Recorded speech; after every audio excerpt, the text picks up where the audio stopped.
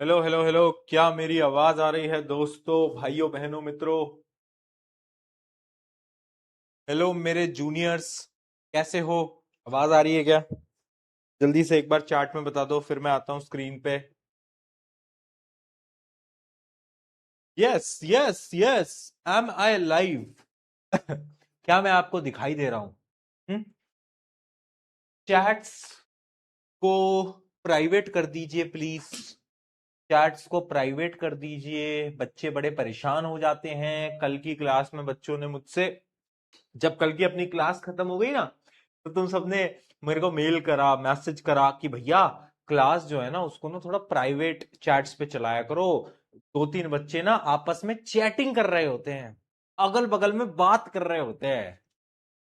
आहा, दोस्ती यारी चल रही है। नेक्स्ट टॉपर का प्लेटफॉर्म थोड़ी ना ये। नहीं नहीं नहीं, ये तो फ्रेंडशिप प्लेटफॉर्म है। इसमें तो भैया हम दोस्ती करेंगे, दोस्त बनाएंगे, है ना? ये करने आ रहे हो यहाँ पे? ठीक है। चलो, सबसे पहले बता दो जोश मीटर कैसा है। और आज हम फोर्सेस वाले चैप्टर को खत्म करने वाले हैं, ये हमारा लास्ट लेक्चर है। सबसे पहले जोश मीटर बताओ, चलो चलो चलो चलो चलो चलो भाई। अरे बता दो यार, हाउ इज द जोश? हाई है, हाई है, हाई है। एकदम एकदम हाई है ना, कम तो नहीं है ना भाई? चलो। अच्छा, आज का लेक्चर, क्योंकि ये लास्ट लेक्चर है इस चैप्टर का, तो ये वाला जो लेक्चर है बेटा ये थोड़ा सा लंबा होगा। ठीक है, मैं पहले ही बता देता हूँ। थोड़ा सा कुर्सी की पेटी बांध के बैठना, 1 घंटे तक चलेगा आज का लेक्चर। अगली चीज, कल की जो क्लास है वो अंजलि मैम की होगी, क्योंकि जो फिजिक्स के 2 चैप्टर थे वो मैंने आपके करा दिए। किसी संडे को एक एक्स्ट्रा क्लास में आपकी लूंगा, जिसमें कि मैं आपके डाउट सॉल्विंग करवा दूंगा। डाउट सॉल्विंग में मैं क्या करने वाला हूं, पहले ही मैं बता देता हूं। 2 चैप्टर जो मैंने आपको अभी तक पढ़ाए हैं, एक तो इससे पहले वाला और एक ये वाला, है ना? एक अपना इलेक्ट्रिसिटी मैग्नेटिक इफेक्ट और एक ये वाला, है ना? इन दोनों चैप्टर्स के, इन दोनों, ये जो दोनों के दोनों चैप्टर्स है ना। अच्छा, एक चीज पहले बता देता हूं कि ये जो संडे आ रहा है ना, इस संडे को आपका इस चैप्टर का टेस्ट भी है। ठीक है, और सारे टेस्ट इंपॉर्टेंट हैं भाई। नोट करके रख लो, ये जो संडे आ रहा है उसमें फोर्सेस का टेस्ट है, एमसीक्यू टेस्ट है। सारे टेस्ट इंपॉर्टेंट है, क्योंकि मैं तुम्हें शुरू में ही बता चुका हूं, जो बच्चा टेस्ट में अच्छा परफॉर्म करेगा उनके सबके नाम हमारे पास आते हैं। जो हर बार हर टेस्ट में टॉप 10 के अंदर, टॉप 50 के अंदर जो बच्चे आ रहे हैं, उन पे हमारी नजर है, उनसे हम बातचीत करेंगे, उनसे पर्सनली मैं गाइड करूंगा, उनको मेंटोर करूंगा। इस वजह से मैं बोल रहा हूं हर एक टेस्ट इंपॉर्टेंट होता है, पहली चीज तो इसलिए भाई टेस्ट तो इज्जत से और प्यार से देना भाई, है ना, अच्छे से देना। दूसरी चीज, अगली जो क्लास है वो तो अंजलि मैम की होगी, वो नया चैप्टर स्टार्ट कराएंगी, बट एक एक्स्ट्रा क्लास मैं कभी लूंगा, मैं आपको इन्फॉर्म कर दूंगा। और उसमें मैं डाउट सॉल्व करूंगा इस चैप्टर के। आपको निर्माण क्वेश्चन बैंक मिला हुआ है, इस चैप्टर का भी निर्माण क्वेश्चन बैंक अपलोड करवा दिया है। तो इस चैप्टर के निर्माण क्वेश्चन बैंक को आप सॉल्व कर लेना आराम से, आपके पास 4-5 दिन है ना? मोस्ट प्रोबेबली नेक्स्ट, आज क्या है, आज क्या है, ट्यूसडे। तो मोस्ट प्रोबेबली हम अगले मंडे, अगले ट्यूसडे ऐसे ही कुछ क्लास रखेंगे, और उस क्लास के अंदर हम जितने भी आपके निर्माण क्वेश्चन बैंक के डाउट्स हैं इस चैप्टर से रिलेटेड, फोर्सेस से रिलेटेड, वो मैं कवर करा दूंगा। तो टेंशन नॉट भाई, टेंशन नॉट। ठीक है, ठीक है। आज चलो स्टार्ट करते हैं, और स्टार्ट करके खत्म करते हैं। बट स्टार्ट और खत्म करने से पहले, कल हमने क्या पढ़ा था? कल हमने नॉन कॉन्टैक्ट फोर्सेस पढ़ी थी, याद है क्या? अरे याद है, नॉन कॉन्टैक्ट फोर्सेस किस किस को याद है? बताओ। याद है, याद है, भूल गए? अरे भूल गए क्या? नॉन कॉन्टैक्ट, बिना टच करे फोर्स लग जा रही है। Magnetic force, yes yes. Electrostatic force, डिंग डिंग डिंग डिंग डिंग डिंग डिंग डिंग डिंग डिंग डिंग डिंग। याद आ गया। तीसरा, ग्रेविटेशनल फोर्स। ये तीनों फोर्स हमने पढ़ ली थी। अब मुझे आपको आज उससे रिलेटेड कुछ क्वेश्चन तो कराने ही है ना? मैंने कल आपको होमवर्क भी दिया था, बट उससे पहले मैं आपको 5 थ्योरेटिकल क्वेश्चंस देना चाहता हूं। इन 5 थ्योरेटिकल क्वेश्चंस के आंसर तुम खुद सोचना, बहुत इजी है वैसे तो। जैसे कि why do tiny dust particle stick to the TV और कंप्यूटर? अगर तुमने देखा हो तो टीवी या कंप्यूटर की जो स्क्रीन होती है उस पर टाइनी डस्ट पार्टिकल चिपक जाते हैं, ऐसा क्यों होता है? Due to electrostatic force. ये 5 वो क्वेश्चन है ना जो कि नॉन कॉन्टैक्ट फोर्सेस के क्वेश्चन है, और ये जो क्वेश्चन है आपके पेपर में आ सकते हैं, ठीक है। तो इन सारे क्वेश्चंस के बारे में आपको खुद को सोचना है ना।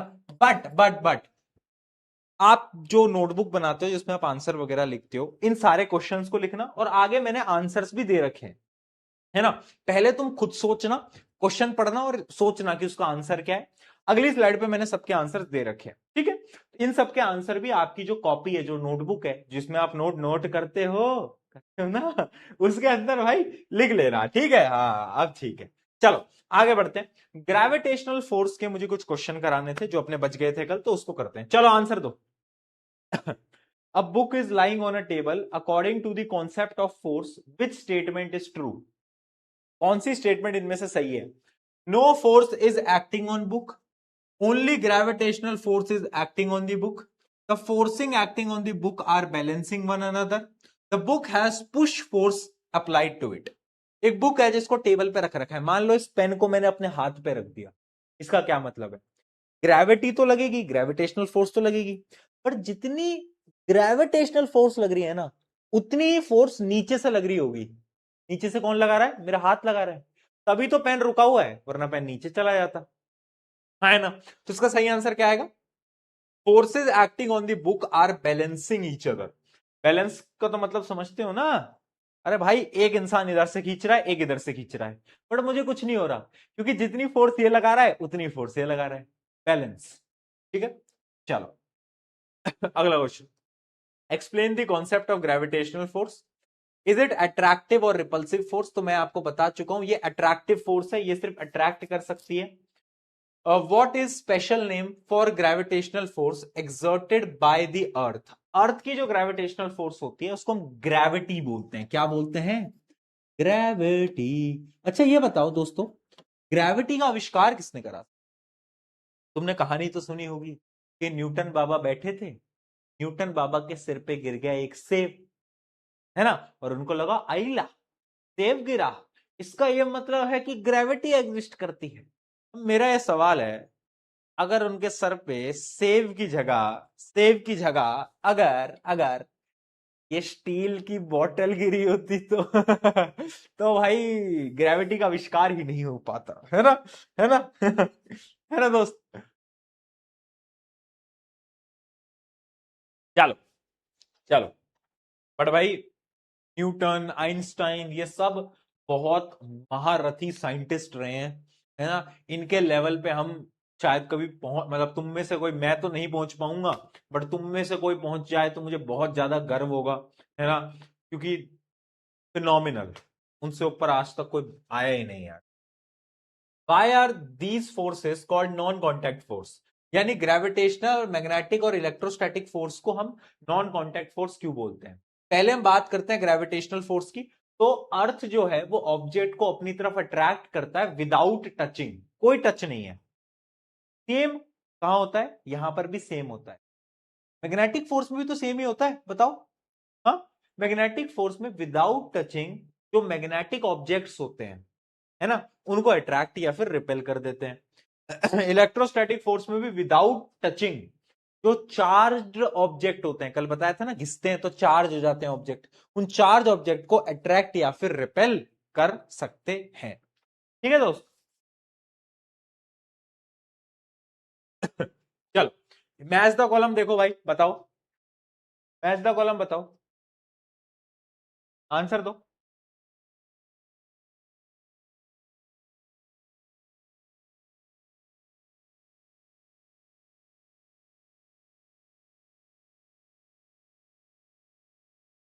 बोलो बोलो जल्दी, कोई दे पा रहा है? बहुत सही। देखो, अ चार्ज्ड बैलून, अगर एक बैलून पे चार्ज आ गया है तो मैं क्या बोल सकता हूं? तो मैं ये बोल सकता हूं कि उसके पास आ गई है electrostatic force. A falling stone, एक स्टोन क्यों गिरता है? ग्रेविटेशनल फोर्स की वजह से। A pole of a magnet, magnetic force. Making bicycle brake, bicycle brakes लगते हैं तो फ्रिक्शन होता है जिसकी वजह से आपकी बाईसाइकिल रुक जाती है, तो पता ही होगा। ठीक है, चलो दोस्तों, ये क्वेश्चन शायद मैंने आपको होमवर्क दिया था कल, and this is one of the best question of this chapter. इस क्वेश्चन में क्या बोला है समझना। A ball is release from a point P, एक बॉल है, उस बॉल को हमने यहां से छोड़ा है, ठीक है। फिर क्या बोलता है, एक प्लेन है। अब देखो कोई ढलान होती है, इसको हम इंक्लाइन प्लेन बोलते हैं, जैसे आपके घरों में स्लोप होती है ना, स्लोप, ये स्लोप है। तो पहले तो बॉल लुढ़कती जाएगी, नीचे आती जाएगी, फिर यहां से बॉल सीधी जाएगी, ठीक है। अब क्या बोल रहा है, it comes to stop at point A, यानी वो थोड़ी आगे जाती है और इस जगह पे जाके रुक जाती है ना, वो बॉल रुक जाती है। Think of the way so that when a ball is released from the same point P it stops before point P, यानी ऐसा कोई तरीका बताओ जिसकी वजह से बॉल को हम यहीं से ही छोड़ें, बट अब वो बॉल रुक जाए ए से पहले, ए पॉइंट से पहले बॉल रुक जाए। क्या लगता है, क्या लगता है, बोलो, जल्दी बताओ, जल्दी बताओ। देखो यार, बॉल नीचे जा किसकी वजह से रही है, ग्रेविटी की वजह से, है ना, यहां से ग्रेविटेशनल फोर्स लगी होगी जिस वजह से नीचे जा रही है। पर बॉल रुक किसकी वजह से रही है, फ्रिक्शन की वजह से। बहुत बढ़िया, फ्रिक्शन। तो अगर हम फ्रिक्शन फोर्स को बढ़ा देंगे तो क्या बॉल पहले ही रुक जाएगी, हाँ। तो इसका आंसर क्या होगा कि अगर हम फ्रिक्शनल फोर्स को बढ़ा देंगे, तो याद रखना, increase frictional bye using a rough surface. मैंने आपको बताया था फ्रिक्शनल फोर्स को बढ़ाने के लिए हमें रफ सरफेस चाहिए, जितना ज्यादा रफ सरफेस होगा उतनी ज्यादा फ्रिक्शनल फोर्स होगी। तो अगर फ्रिक्शनल फोर्स बढ़ेगी तो बॉल पहले रुक जाएगी। दूसरा question, after crossing point A, यानी ऐसा एक तरीका बताओ कि जो बॉल है अब वो ए से पीछे जाए। तो इसका भी सिंपल सा आंसर है, क्या, कि भाई जो सरफेस है उसको स्मूथ कर दो, फ्रिक्शन कम हो जाएगी और बॉल आगे तक चली जाएगी। Simple simple, decrease the friction by using a smooth surface, simple सी बात है ना। तो ये बड़ा इंटरेस्टिंग क्वेश्चन था, और ऐसे लॉजिकल और केस बेस्ड क्वेश्चन आ जाते हैं, अगर समझ आया तो चैट में पीके लिख के दिखा दो, चलो। पीके कहाँ हो, पीके लिख देना भाई, पीके कहाँ नहीं लिख रहे हो यार, हद हो गई है, बताओ, पीके नहीं लिख रहे हैं,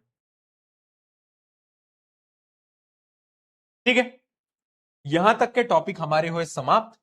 अब हम बढ़ रहे हैं नए टॉपिक की तरफ, जो कि है ममम मास। मास क्या होता है, देखो, आपका जो वजन है, तुम्हें ऐसा लगता है तुम्हारे वजन को वेट बोलते हैं, पर तुम्हारे वजन को तो मास बोलते हैं। हैं? क्या बोल रहे हो भैया, हैं? सही में, मैंने कहा हाँ। सुन मेरी बात, तुझे ऐसा लगता है कि वो वेट है बट वो मास है। वो जो तुम मशीन पे नापते हो ना, 70 किलो, 80 किलो, 50 किलो, 50, 35, 40, क्या है वो, वेट, मास। जो हमारी बॉडी का एक्चुअली हमारी बॉडी के अंदर कितना वजन है वो होता है मास, ठीक है। तो mass is the amount of matter present in an object, और मास हमेशा या तो ग्राम्स में मेजर किया जाता है या तो किलोग्राम्स में, केजीज के अंदर बोलते हैं ना, 70 kg, 60 kg, 50 kg, वो तुम्हें पता ही है, ठीक है। तो यानी आप जो कैलकुलेट कर रहे हो दैट इज नॉट वेट। लोगों को लगता है वो वेट है, नहीं, वेट तो अलग है, अभी बताऊंगा, बट वो मास है। क्या है, मास, ठीक। The value of the mass remain same everywhere, यानी मास जो है ना, याद रखना, मास इज ऑलवेज सेम, मास कभी बदलता नहीं है। मास तुम्हारा वो सच्चा दोस्त है जो कि कभी बदलेगा नहीं। चाहे तुम यहां पे खड़े हो तो भी तुम्हारा मास हम मान लेते हैं 50 किलो है, कल को तुम चांद पे चले जाओ, एस्ट्रोनॉट बन जाओ, चांद पे चले गए तो चांद पे भी तुम्हारा मास इतना ही रहेगा भाई, मास नहीं बदलता कभी भी, है, मास नहीं बदलता, नहीं। जुपिटर पे चला जा तू, नेपट्यून पे चला जा भाई तू, पर तुम्हारा मास सेम ही रहेगा, मास नहीं बदलेगा, है ना, मास सेम ही रहता है। तो मास कैन नेवर बी चेंज, ठीक है। पर भैया फिर बदलता क्या है, बदलता है वेट। अब तुम बोलोगे वेट क्या होता है, व्हाट इज वेट देन, तो वेट की डेफिनेशन देखना, weight is the force with which earth pulls an object, यानी मास तो है हमारा एक्चुअल वजन, वेट पता है क्या होता है जो हम वेट वेट बोलते रहते हैं, वेट है फोर्स, यानी वेट एक फोर्स है, weight is the force with which earth pulls a body, यानी मेरी बॉडी को अर्थ जिस फोर्स से नीचे की डायरेक्शन में खींचेगी वो है मेरा वेट, मास नहीं है, वेट है, ठीक है। तो मास क्या है, 70 किलो का, जैसे मेरा जो मैं जब वेइंग मशीन पे खड़ा होता हूं तो मेरा 70 kgs आता है, तो मेरा वेट नहीं है, वो मेरा मास है। मेरा वेट क्या होगा? वो फोर्स जिस फोर्स से अर्थ मुझे नीचे खींच रही है, वो मेरा वेट है। अब समझे बात को? वेट और मास दोनों अलग अलग हैं। मास can be measured indirectly by measuring the weight of an object using a spring balance. यानी अगर मैं तुम्हें सही बताऊं, जो वेट नापने की मशीन होती है वो स्प्रिंग बैलेंस होती है। वो स्प्रिंग बैलेंस अभी एक एक्टिविटी भी है, वो मैं आपको दिखा भी दूंगा। ठीक है?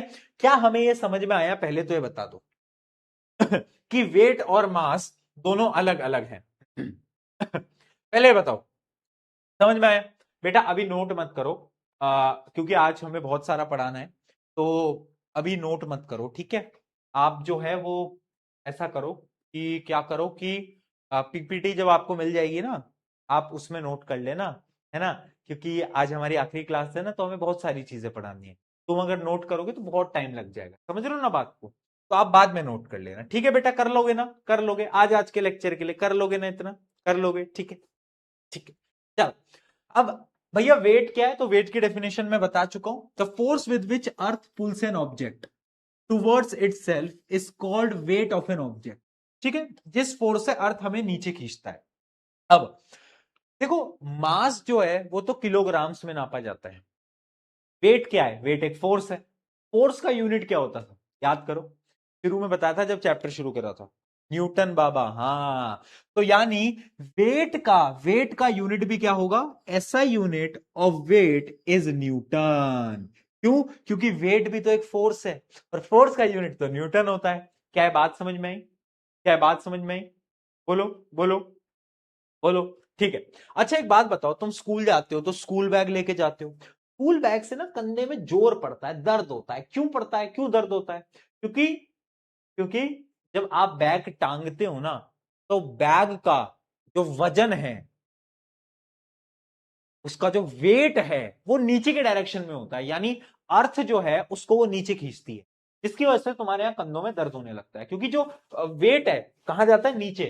या force by which earth attracts your bag, है ना, जिसकी वजह से तुम्हें दर्द होता है। समझ गए बात को? समझ गए बात? चलो बहुत बढ़िया। अब मैं बात करता हूं एक इंस्ट्रूमेंट की, जिस इंस्ट्रूमेंट से हम बेसिकली वेट नापते हैं, मास नहीं, वेट नापते हैं। ठीक है? तो उसको हम बोलते हैं spring balance. Spring balance is a simple device use to measure weight. यानी वो वेट नापने के काम आता है। और वेट क्या है? वेट एक प्रकार की फोर्स ही तो है। वेट एक फोर्स ही तो है भाई। हाँ ठीक है। कैसा दिखता है? ये देखो मेरे हाथ में है, ये दिख रहा है? ये दिख रहा है? जूम कर दूं? ये देखो, ये है, ये है स्प्रिंग बैलेंस। ये क्या है? ये है स्प्रिंग बैलेंस। ठीक है? स्प्रिंग बैलेंस में होता क्या है? जैसे कि मान लो मुझे एक डब्बा है, ये डब्बा है, इस डब्बे का मुझे वेट नापना है।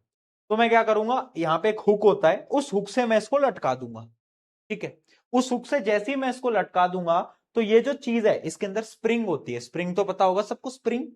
वो स्प्रिंग नीचे के डायरेक्शन में खिंचती है, जिससे कि रीडिंग आ जाती है, जिससे कि रीडिंग आ जाती है कि इस ऑब्जेक्ट का वेट कितना है, इस ऑब्जेक्ट का वेट कितना है। ठीक है? तो स्प्रिंग बैलेंस से, इसका नाम स्प्रिंग बैलेंस इसलिए क्योंकि इसके अंदर स्प्रिंग होती है। ठीक है? इससे हम क्या करते हैं? वेट नापते हैं। क्या नापते हैं? वेट नापते हैं। ठीक है जी? चलो, तो स्प्रिंग बैलेंस कैसे काम करता है? It has a spring fix to one end, a hook is attached at another end. यानी हुक जो होता है वो दूसरी तरफ होता है, मैंने आपको बता दिया। यहां स्प्रिंग है, नीचे हुक है, हुक जिसमें लटकाते हैं हम। When an object is hung from the hook, the spring stretch, spring जो है वो स्ट्रेच करती है। जैसे ही मैं नीचे बांधता हूं, स्प्रिंग, जो स्प्रिंग है वो खिंच जाती है। मोर स्ट्रेच मीन्स मोर वेट। जितना ज्यादा स्ट्रेच होगा, जितना ज्यादा खिंचेगी स्प्रिंग, उतना ज्यादा वेट होगा। और वेट किस में काउंट होता है? न्यूटन के अंदर काउंट होता है। बहुत बढ़िया। क्या बात समझ में आई? क्या बात समझ में आई? चार्ट में पी के लिख के दिखाओ चलो।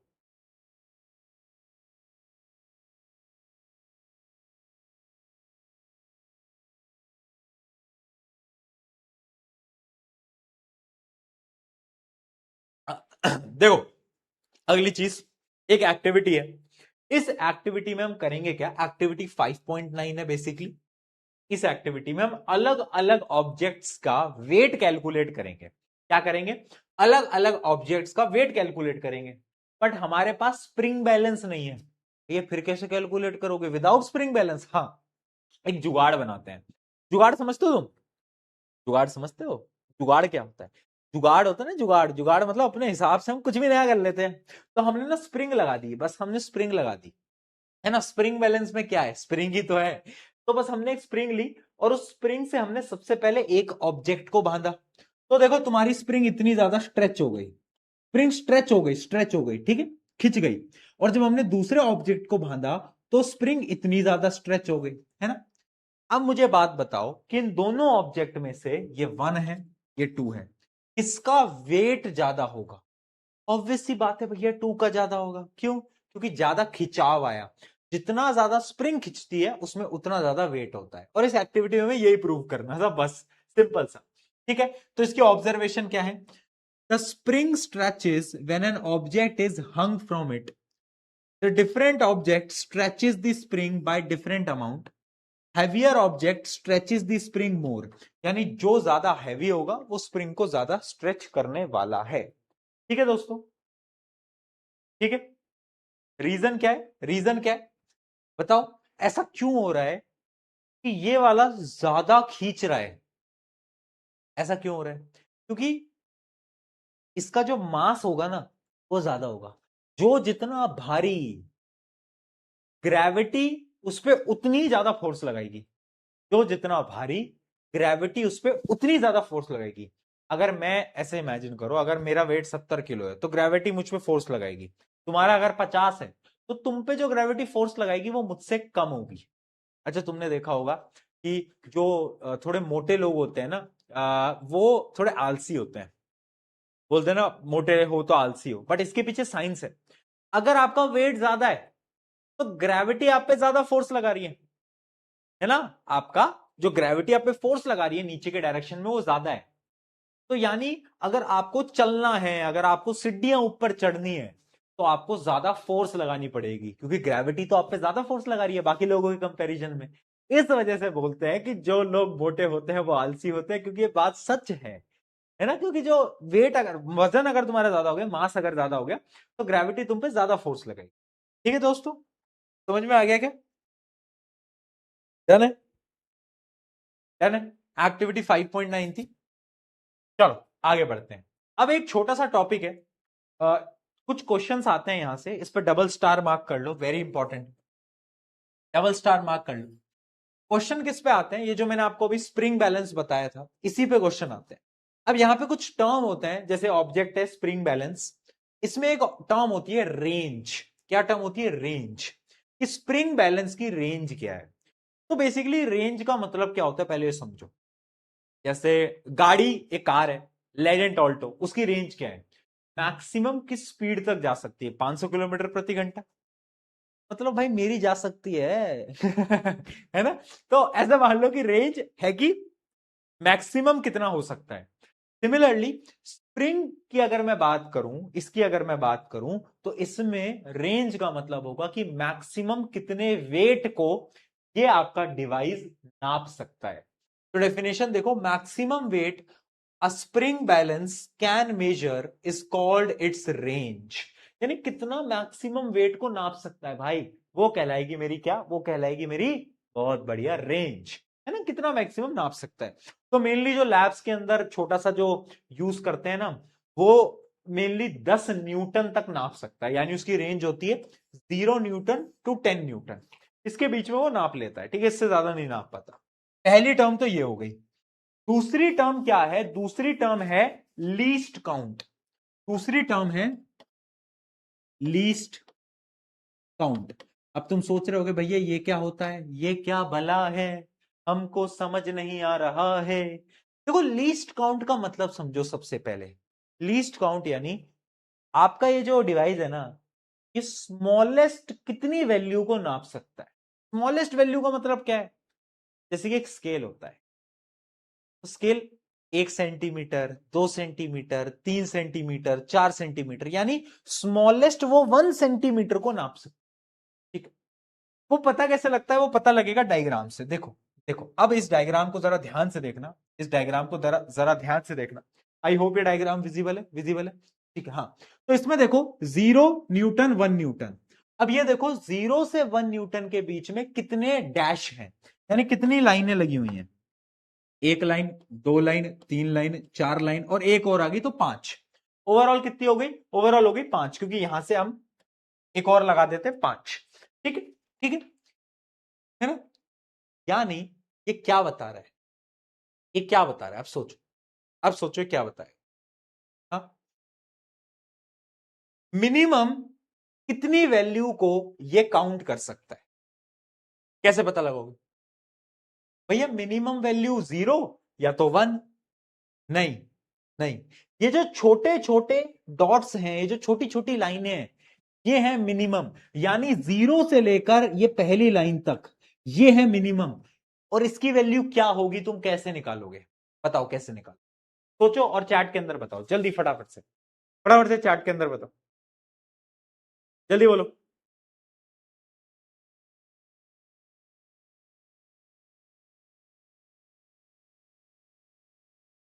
बहुत बढ़िया। पता है क्या करना है तुम्हें? 0 से 1 के बीच में कितने डैश हैं? 5। तो यानी 1 को आपको 5 से डिवाइड कर लेना है, जो कि होता है कितना? 0.2। यानी एक जो स्मॉलेस्ट रीडिंग है वो है 0.2 की। स्मॉलेस्ट रीडिंग है बेटा कितने की? 0.2 की। तो याद रखना, स्मॉलेस्ट रीडिंग, ये अगर आपको छोटे से छोटे रीडिंग नापनी है वो है 0.2। 0.2 इज योर स्मॉलेस्ट रीडिंग। और वही होता है इसका क्या? लीस्ट काउंट, कि कितनी छोटी वैल्यू को नाप सकता है। समझे बात को? तो इसका एक सिंपल सा तरीका होता है, अगर आपको कभी भी लैब्स वगैरह में लेके जाया जाए ना, अगर आपको कभी भी ये डिवाइस दिखाएं, तो एक सिंपल सा तरीका है। तरीका देखना, तरीका देखना। आपको क्या करना है? आपको देखना है कि 0 से 1 के बीच में कितनी लाइनें हैं वो गिन लो। तो आप जैसे ही गिनोगे तो आप देखोगे there are 5 small division between 2 bigs number. यानी 0 से 1 में 5 लाइन है, 1 2 3 4 5। तो आपको क्या करना है? अब उस 1 को जितनी भी लाइनें हैं उनसे डिवाइड कर लेना है। तो ये आ गया 0.2 न्यूटन। और यही है लीस्ट काउंट, इसी को हम बोलते हैं लीस्ट काउंट। ठीक है, this smallest measurable value is called least count. समझ में आया तो एक बार चार्ट में पी के लिख दो फटाफट से।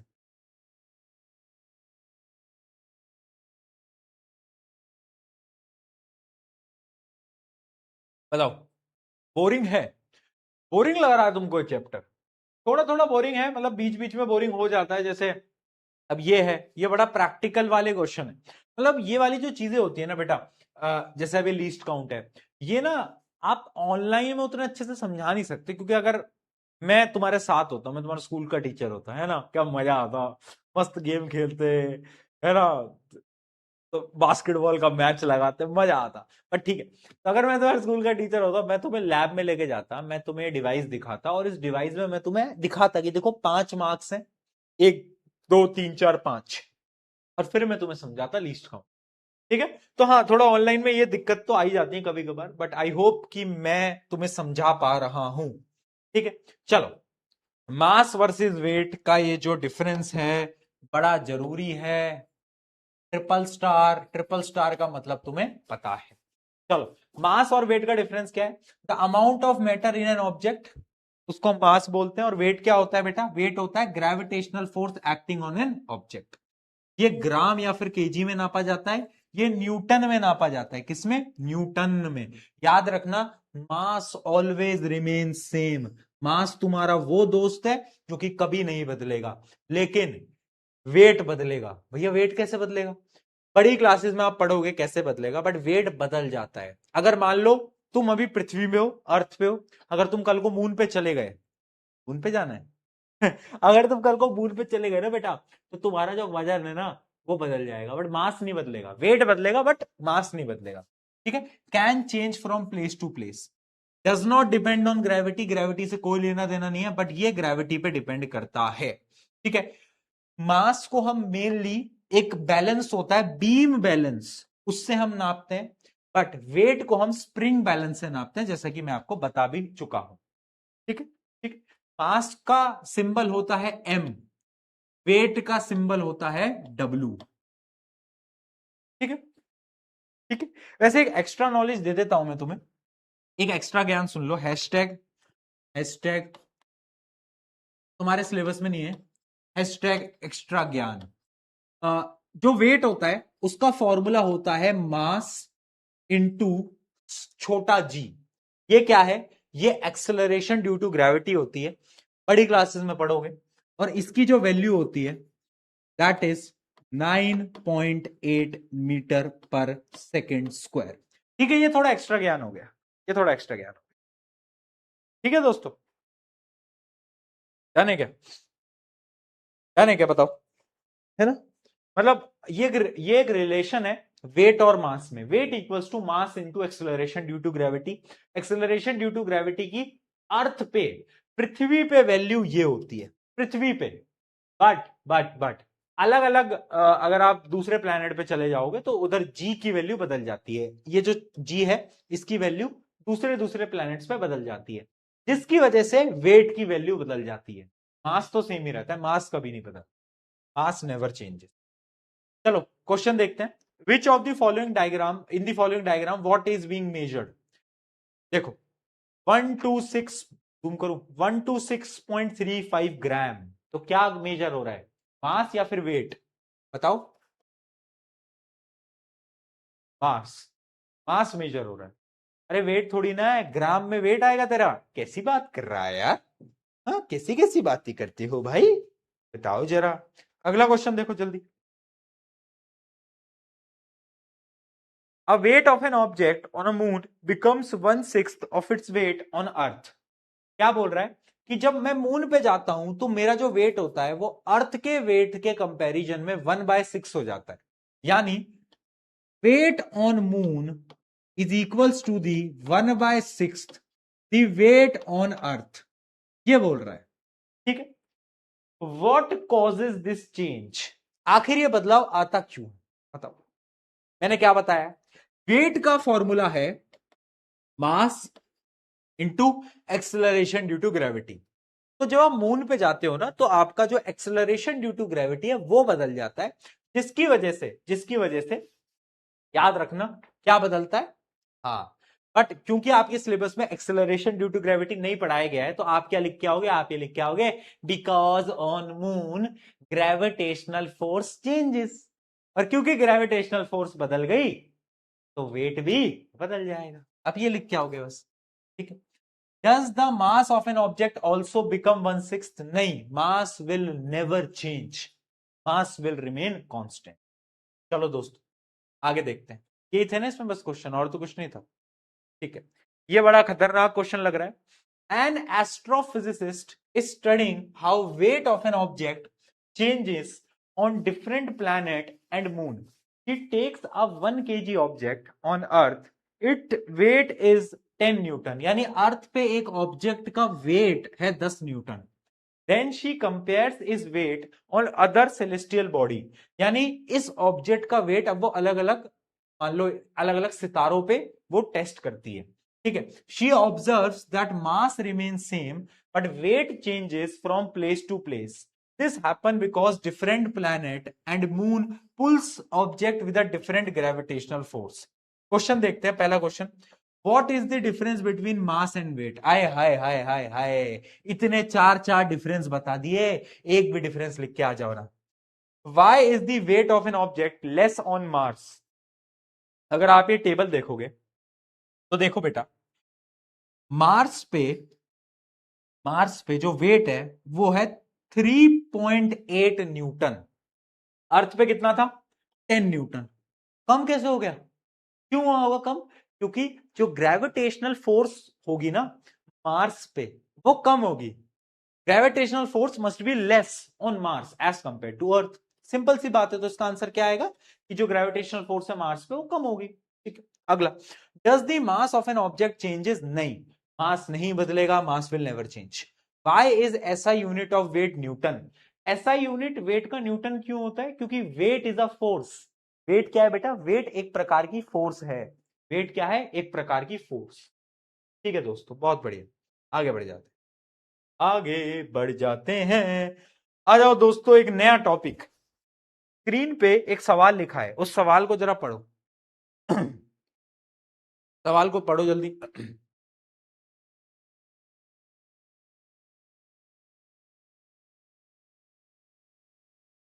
देखो देखो देखो। अच्छा, मुझे एक बात बताओ, कभी तो करा होगा बचपन में, तुम शावर से नहाते हो या फिर तुम बाल्टी और वो मग से नहाते हो? पहले ये बताओ, पहले बताओ। हाँ, तुम्हारी जनरेशन आजकल जो है सब शावर वावर से नहाते हैं भाई। ये फिर मेरे एग्जाम्पल से रिलेट नहीं कर पाते। मैं एग्जाम्पल दूंगा बाल्टी मग्गे का, और तुम कहोगे भैया हम तो शावर से नहाते हैं शावर से नहाता है तू?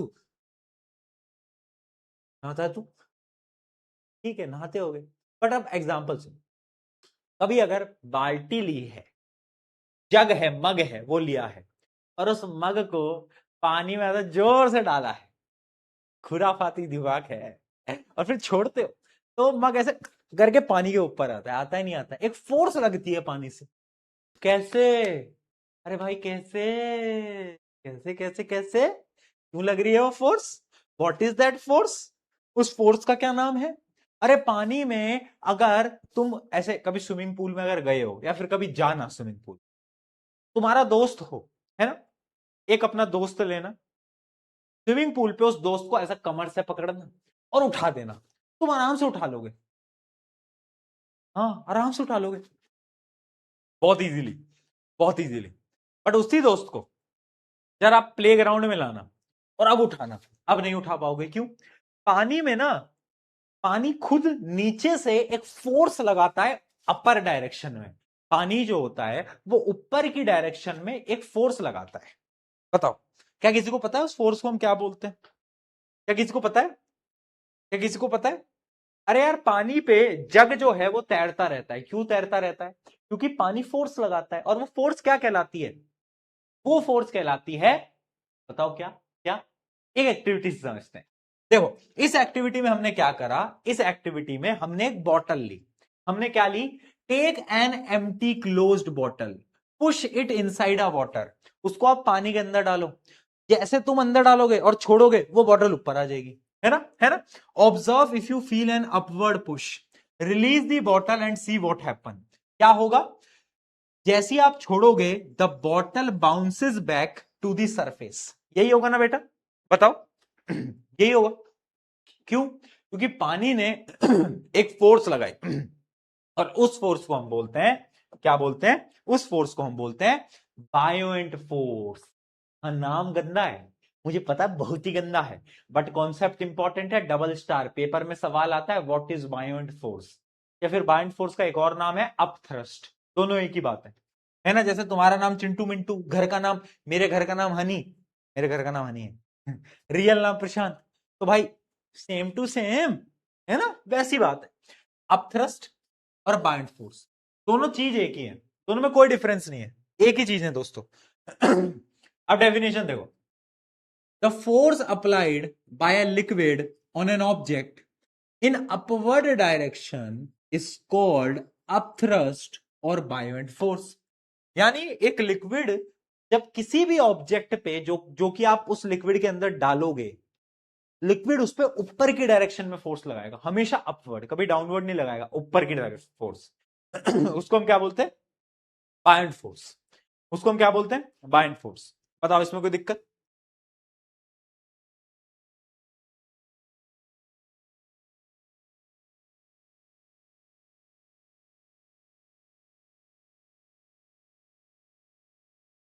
ठीक है, ठीक है, समझ गए बायोंट फोर्स या फिर अपथ्रस्ट क्या होता है?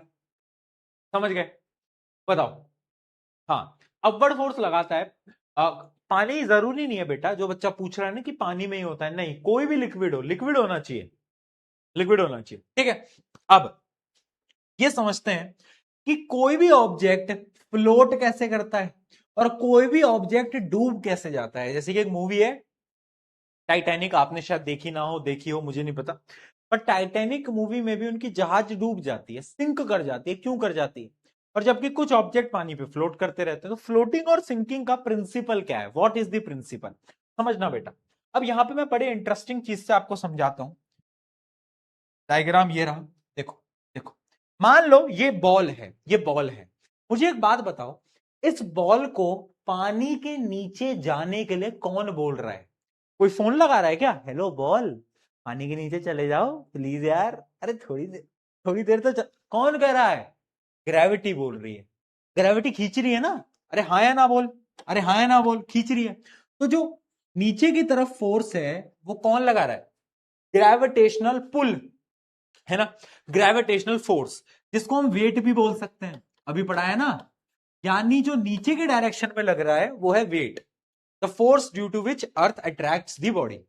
और ऊपर की डायरेक्शन में जो फोर्स लग रही है उसको हम बोल रहे हैं बायोएंट फोर्स, है ना। शॉर्ट फॉर्म में अभी के लिए हम बी एफ लिख देते हैं, बी डॉट एफ, ठीक है, क्योंकि बहुत बार जिक्र होगा, बहुत बार जिक्र होगा, तो बी डॉट एफ मैं लिख देता हूं, ठीक है। तो अब मुझे एक बात बताओ, अगर अगर किसी भी केस में किसी, डार्क क्या लिख रहे हो, क्या हो गया? ब्लैक स्क्रीन का डार्क आ गया क्या, क्या हुआ?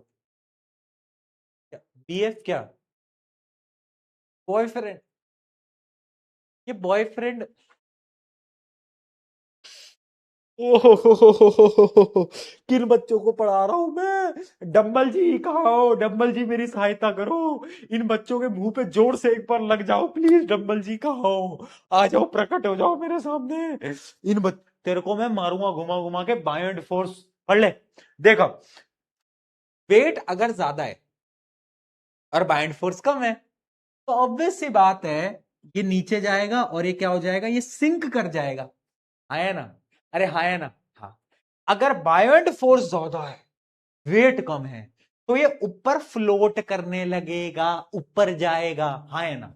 तो यानी प्रिंसिपल ऑफ फ्लोटिंग क्या बोलता है? प्रिंसिपल ऑफ फ्लोटिंग ये बोलता है, ध्यान से देख लो, if gravity is more then buoyant force, तब तो ऑब्जेक्ट डूब जाएगा।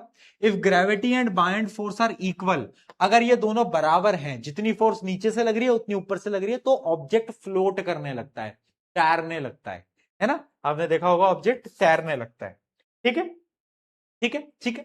चलो, अब एक प्रिंसिपल पढ़ते हैं, आर्किमिडीज प्रिंसिपल, जो कि आपकी क्लास 8 का one of the toughest topic माना जाता है ना। आज से पहले आपकी एनसीईआरटी में था नहीं, ये जो नई एनसीईआरटी है इसमें इस टॉपिक को ऐड करा है। वैसे 9th का टॉपिक था, 9th में पढ़ा करते थे हम इसको, बट ठीक है, हम अभी पढ़ लेते हैं।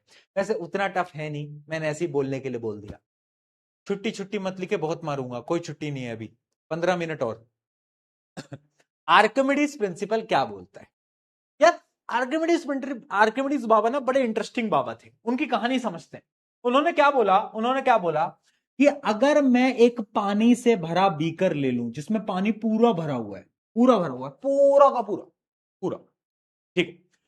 फिर उन्होंने क्या बोला कि मान लो एक ऑब्जेक्ट, एक बॉल मैंने उसके अंदर डाली, समझना बेटा, एक बॉल मैंने उसके अंदर डाली। अच्छा एक बात बताओ, अगर एक बीकर पानी से भरा हुआ है, इमेजिन करो, आंख बंद करो, इमेजिन करो, जल्दी जल्दी जल्दी, आंख बंद करो, आंख बंद करो, इमेजिन करो, इमेजिन करो, एक बीकर पानी से भरा हुआ है। एक बीकर देखते नहीं, आंख फिर खुली हुई है, मैं आके ना गाल पे लगा दूंगा चमाट, आंख बंद कर, हाँ अब सही है। अब देखो बीक, फिर तू आंख खोल रहा है, सुन ले मेरी बात, एक बीकर भरा हुआ है पानी से, उसमें अगर तुम पानी की मतलब एक बॉल डालोगे, बड़ी सी बॉल डालोगे, तो पानी क्या बाहर बहने लगेगा? पानी के नीचे गिरने लगेगा? हाँ भैया गिरने लगेगा, बहुत बढ़िया, ये इमेजिन कराना था। तो जब बॉल डाली तो पानी मान लो नीचे गिरने लगा, पानी मान लो नीचे गिरने लगा, ठीक, ठीक है, पानी नीचे गिरा, है ना। तो आर्किमिडीज बाबा ने ये बोला कि अगर एक बॉल को आपने किसी लिक्विड में डाला, और जितना फ्लूइड, फ्लूइड यानी पानी होता है, फ्लूइड यानी पानी होता है ना, फ्लूइड, फ्लूइड यानी कोई भी लिक्विड, ऐसे समझ लो, कोई भी लिक्विड, कोई भी लिक्विड, तो जितना फ्लूइड बाहर गिरा, अगर उस फ्लूइड को हम इकट्ठा करें, मान लो इस बीकर के अंदर, इस छोटे से बीकर के अंदर मैं उस सारे पानी को इकट्ठा कर लूं, और उस बीकर का अब मैं वेट निकालूं, मास नहीं बेटा, वेट निकालूं। अगर मैं अब जो पानी इसके अंदर भर गया है इसका अगर मैं वेट निकालूं, तो वो जो वेट आएगा, that will be equal to the buoyant force applied on this ball. मैं फिर बोल रहा हूं, मैंने क्या बोला? आर्किमिडीज बाबा ने बोला, आर्किमिडीज बाबा को करना क्या था? आर्किमिडीज बाबा को बायोएंट फोर्स निकालनी थी, कि अगर किसी भी ऑब्जेक्ट को पानी में डाल रहा हूं या किसी भी लिक्विड में डाल रहा हूं, तो कितनी बायोएंट फोर्स लगती है, मैं कैसे निकालूंगा? तो उन्होंने एक लॉ बनाया, वो लॉ ये बोलता है कि अगर आप किसी भी ऑब्जेक्ट को लिक्विड में डालते हो, तो जितना लिक्विड बाहर गिरेगा, द लिक्विड डिस्प्लेस्ड, जो लिक्विड बाहर गिरेगा उसका अगर आप वेट निकालो, मास नहीं, वेट, वेट निकालो, तो वो वेट बराबर होगा बायोएंट फोर्स के जो कि उस बॉल पे लगेगी। समझ आए तो पी के लिखो, समझ आए तो पी के लिखो। और अब ये डेफिनेशन पढ़ो, देखो क्या बोला। Archimedes was a famous Greek scientist who studied floating and sinking of an object. अब डेफिनेशन पढ़ो। When an object, very important बेटा, when an object fully or partially dipped in a liquid it experiences an upward force. Buoyant force लगती है, ठीक है। This upward force is equal to the weight of the liquid displaced by the object. यानी जितना liquid बाहर गिरा था उस लिक्विड का अगर वेट निकालोगे तो वही बायोएंट फोर्स उस पर लगी होगी, और यही सत्य है। यह होता है आर्किमिडीज प्रिंसिपल। कुछ दिक्कत है तो बताओ, या समझ में आ गया एक ही बार में? ठीक है, ठीक है, डन, डन।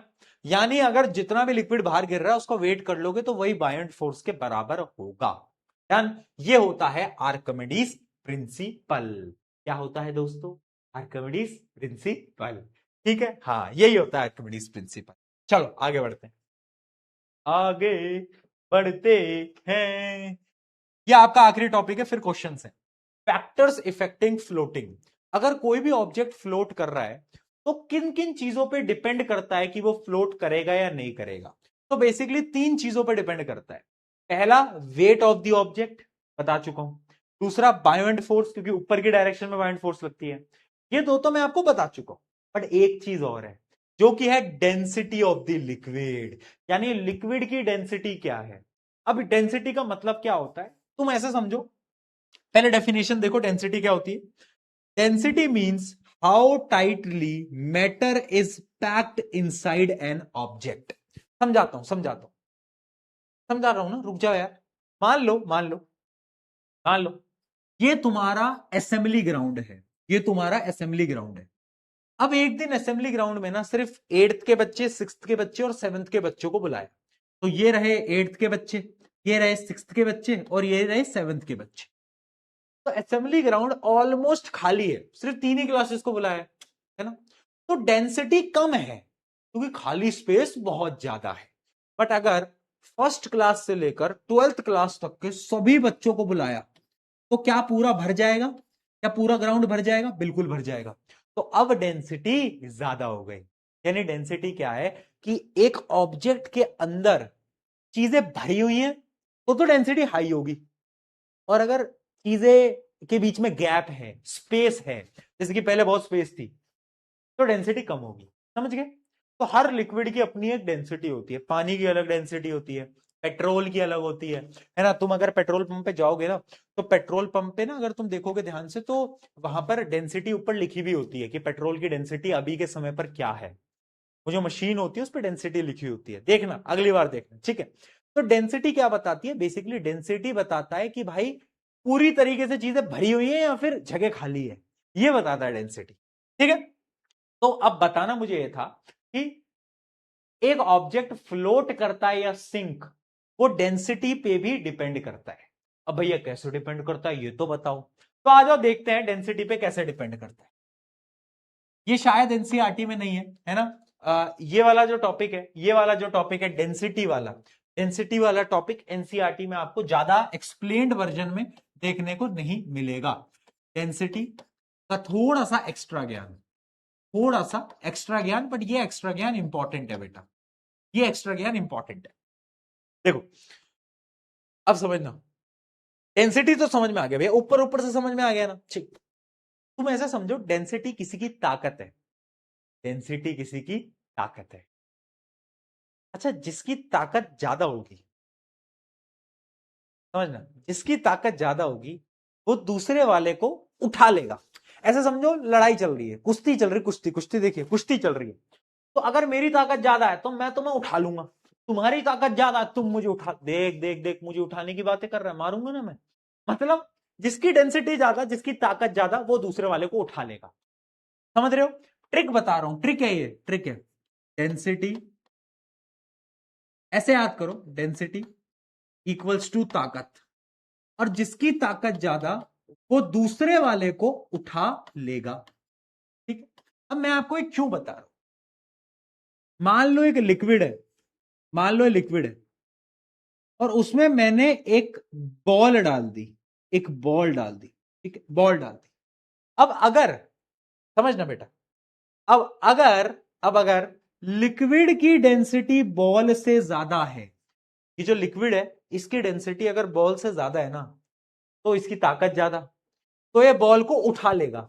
उठा लेगा मतलब बॉल को ऊपर फेंकेगा, यानी बॉल को फ्लोट करवा देगा, बॉल को फ्लोट करवा देगा, डेंसिटी अगर लिक्विड की ज्यादा है तो। ठीक है, दूसरे केस में अगर अगर बॉल की डेंसिटी ज्यादा है तो बॉल की ताकत ज्यादा है, बॉल पानी को उठा लेगा। उठाने का मतलब है कि बॉल इसके नीचे चला जाएगा, बॉल सिंक कर जाएगा। क्या कर जाएगा? सिंक कर जाएगा। समझे बात को? यानी जिसकी डेंसिटी ज्यादा वो दूसरे वाले को उठा लेगा। समझ गए? अब ट्रिक से समझ गए, ये है कॉन्सेप्ट ऑफ डेंसिटी। ठीक है, अगर लिक्विड की डेंसिटी ज्यादा है तो भाई फ्लोट करेगा ऑब्जेक्ट, और अगर ऑब्जेक्ट की डेंसिटी ज्यादा है तो सिंक कर जाएगा। डन। दोनों की बराबर है तो भी फ्लोट करेगा, अगर दोनों की बराबर है तो भी फ्लोट करेगा। ठीक है, ठीक है, क्लियर है क्या? याद रहेगा? एक बार चैट में पी के लिख दो, याद रहेगा तो। याद रहेगा तो पी के लिख दो चैट में। इसी का एक कॉन्सेप्ट है प्यूमाइस रॉक। मुझे नहीं पता तुमने सुना है नहीं सुना है, एक बार चैट में बताओ, कभी सुना है प्यूमाइस रॉक के बारे में? सुना है? क्या होता है ये प्यूमाइस रॉक, सुना है कभी? आपने वो देखा होगा ना कि राम भगवान जी ने पत्थर के ऊपर जय श्री राम लिखा था, और उस पत्थर को नदी में डाला था, और वो जो नदी है वो पत्थर तैरने लगे थे, ध्यान है वो? तो वो जो रॉक्स होती है ना जो कि पानी पे तैरती हैं, उन रॉक्स को हम बोलते हैं प्यूमाइस रॉक। साइंस क्या बोलती है? साइंस ये बोलती है कि जो प्यूमाइस रॉक होते हैं ना, ये पानी पे क्यों तैर पाते हैं? क्योंकि इनके अंदर होते हैं गैप्स। जैसे कि आप देख पा रहे हो, गैप्स हैं। गैप से क्या होता है? इनके अंदर हवा भर जाती है। जैसे ही इनके अंदर हवा भरती है तो इनकी डेंसिटी कम हो जाती है। और मैंने क्या बताया, अगर पानी की डेंसिटी ज्यादा है तो वो उठा लेगा, किसको? पत्थर को उठा लेगा। पत्थर की डेंसिटियां कम हो जाती है। ठीक है, तो याद रखना, ये क्वेश्चन भी बार बार पूछा जाता है। Pumice contain tiny air spaces, trapped gases, therefore its density become less than water, जिसकी वजह से फ्लोट कर पाता है, इसकी वजह से फ्लोट कर पाता है।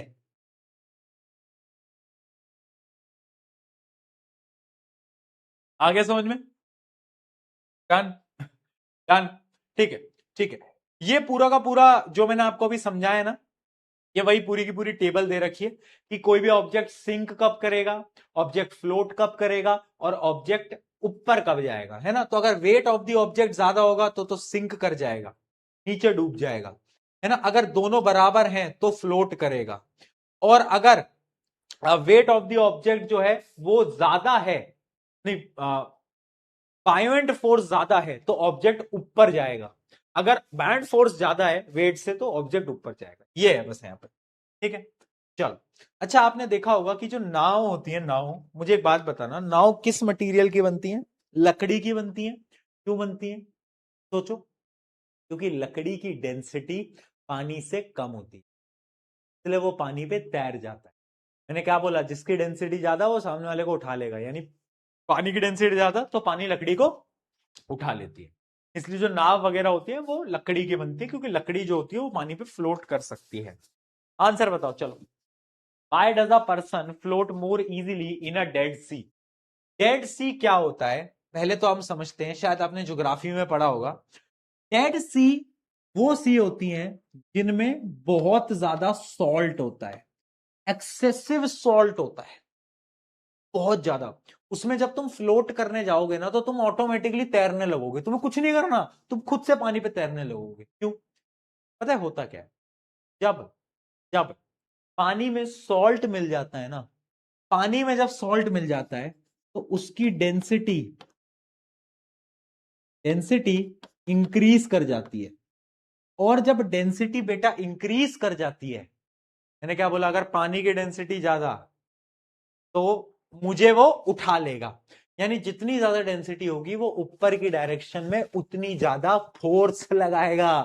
डेंसिटी ज्यादा हो गई तो उतनी ज्यादा ताकत लगाएगा ऊपर। ताकत, डेंसिटी इक्वल्स टू ताकत, इतना याद रखो। डेंसिटी अगर ज्यादा हो गई लिक्विड की तो लिक्विड ऊपर ज्यादा फोर्स लगाएगा। Simple simple. ठीक है, तो इसका आंसर क्या है? Water contain more salt and is denser. इस वजह से उसमें फ्लोट करना बहुत आसान होता है ना। Why is ship hollow from inside? Ships जो होते हैं वो अंदर से खोखले क्यों होते हैं? क्योंकि जब शिप अंदर से खोखले होते हैं तो उनकी डेंसिटी कम हो जाती है, इस वजह से वो पानी पे फ्लोट कर पाते हैं। To help them float by lowering average density. ठीक है, आगे बढ़ते हैं। What happens if density of an object is greater than water? तो वो नीचे डूब जाएगा। ताकत अगर ऑब्जेक्ट की ज्यादा है तो भाई नीचे चला जाएगा, सिंक कर जाएगा। चलो, Why does an inflated tube help children float in swimming pots?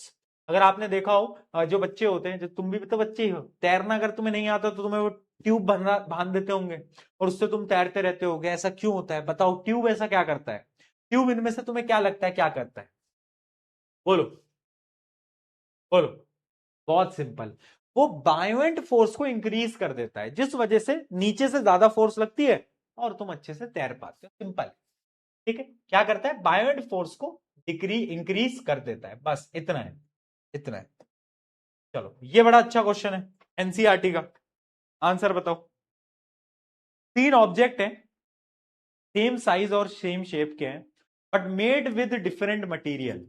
They dip to different depth as shown in the figure if the weight of the three object 1 2 3 are W1 W2 W3। ठीक है, देखो इस diagram को जरा गौर से देखो। तुम्हें क्या लगता है किसका वेट ज्यादा होगा? इसका, इसका या इसका? अरे भाई उसका वेट ज्यादा होगा जो कि पानी में ज्यादा डूब गया है। इसका वजन ज्यादा, वो पानी में ज्यादा डूबेगा। तो किसका वजन ज्यादा है? देखो ये पानी में कितना डूब चुका है, तो इसका वजन सबसे ज्यादा होगा। फिर आएगा इसका वजन, और सबसे कम होगा इसका वजन।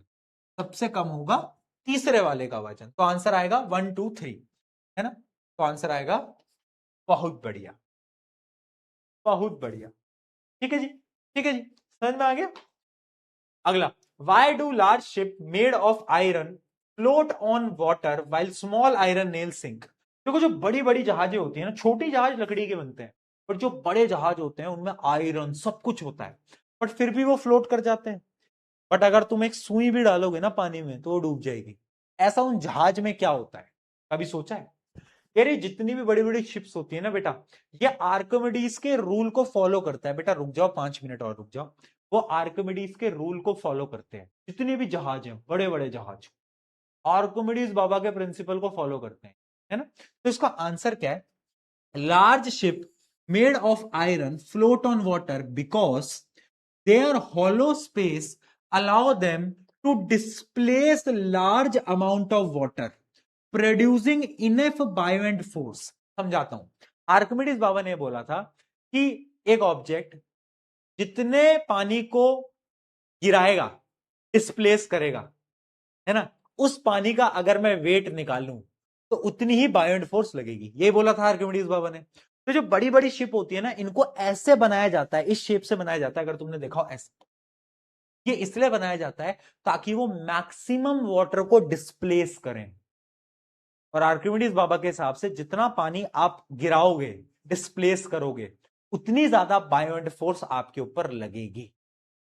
ये very important and good question, very important and good question. ठीक है दोस्तों, डन है? डन है क्या?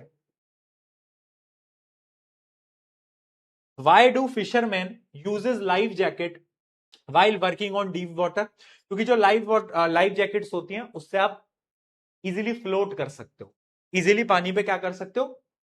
फ्लोट कर सकते हो। क्यों? क्योंकि वो बायोएंट फोर्स को इंक्रीज कर देता है। लाइफ जैकेट जो होता है वो बेटा बायोएंट फोर्स को इंक्रीज कर देता है। चलो, ये देखते हैं क्वेश्चन, ये भी बड़ा इंटरेस्टिंग क्वेश्चन है। A diagram shows two block A floating with half its volume submerge. Block A को अगर आप देखोगे तो वो आधा तैर रहा है, आधा डूबा हुआ है। ब्लॉक बी ये नीचे वाला है, लाल रंग का ब्लॉक, ये पूरा डूबा हुआ है। ठीक है, विच ब्लॉक इज डेंसर? क्या लगता है किसकी डेंसिटी ज्यादा होगी? क्या लगता है? सोचो यार, जिसकी डेंसिटी ज्यादा होती है ना, जिस भी ऑब्जेक्ट की, वो नीचे भागता है ना? तो किसकी डेंसिटी ज्यादा होगी? ब्लॉक बी की। तो याद रखना ब्लॉक बी जो है दैट इज मोर डेंसर, क्योंकि वो सिंक कर चुका है। ठीक है, why does block A position indicate, यानी ब्लॉक ए की जो पोजीशन है वो आपको क्या बता रही है, क्या बता रही है, ये फ्लोट कर रहा है। ये आपको ये बता रही है कि जितना इसका वेट होगा ना ब्लॉक ए का, उतनी ही बायोएंट फोर्स इसके ऊपर लग रही होगी, क्योंकि देखो फ्लोट कर रहा है, ना वो डूब रहा है ना वो ऊपर जा रहा है, फ्लोट कर रहा है।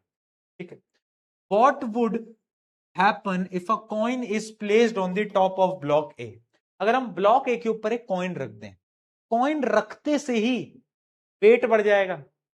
अभी देखो वेट और बाइंड फोर्स बराबर है, तो अगर हम कॉइन रखेंगे वेट बढ़ेगा, वेट बढ़ेगा तो ये नीचे जाएगा, यानी ब्लॉक ए विल सिंक। क्या हो जाएगा, ब्लॉक ए फिर नीचे जाने लगेगा और वो डूब जाएगा, block A will sink.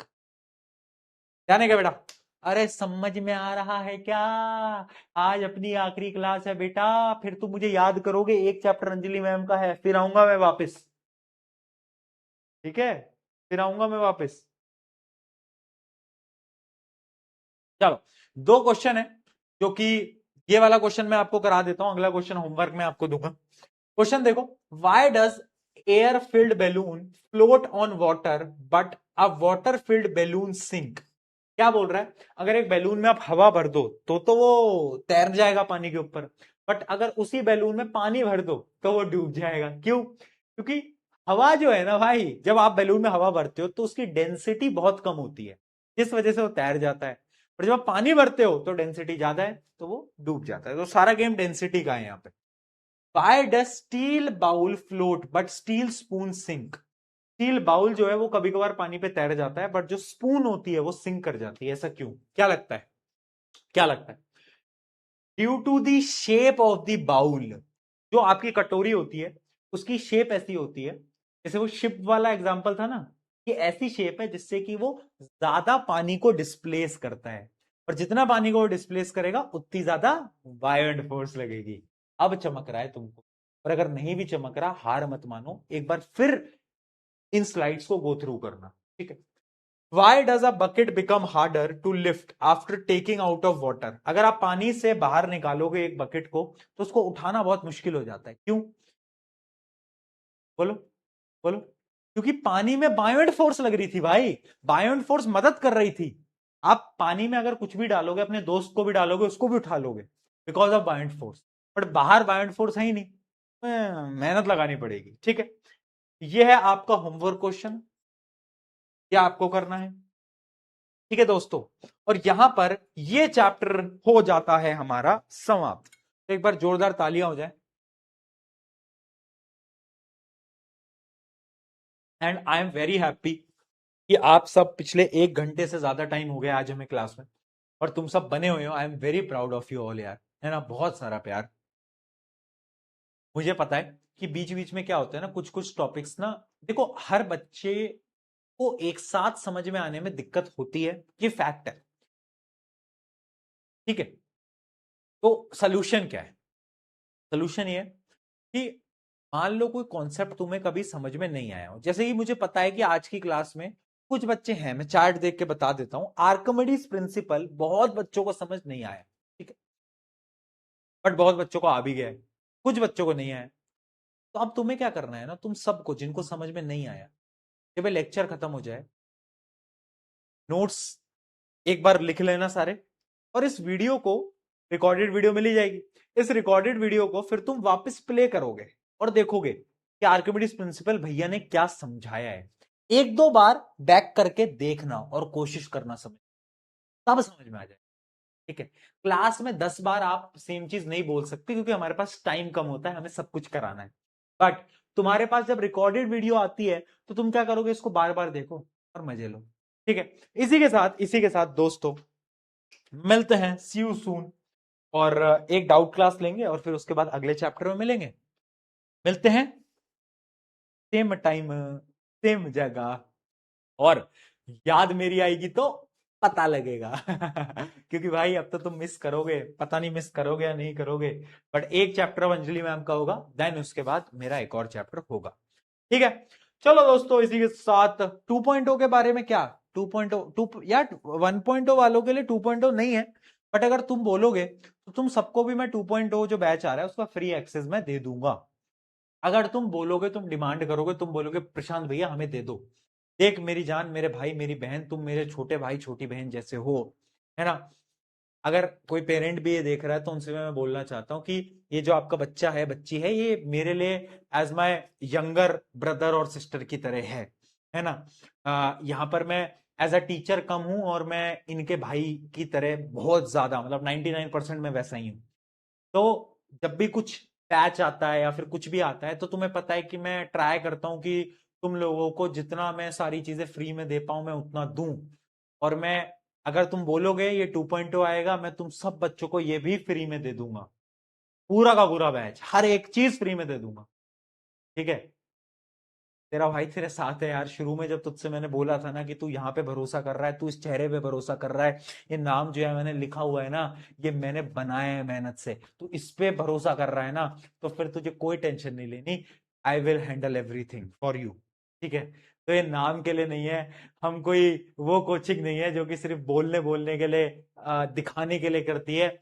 What we से वी डू, हम करके दिखाते हैं, मैं करके दिखाता हूँ।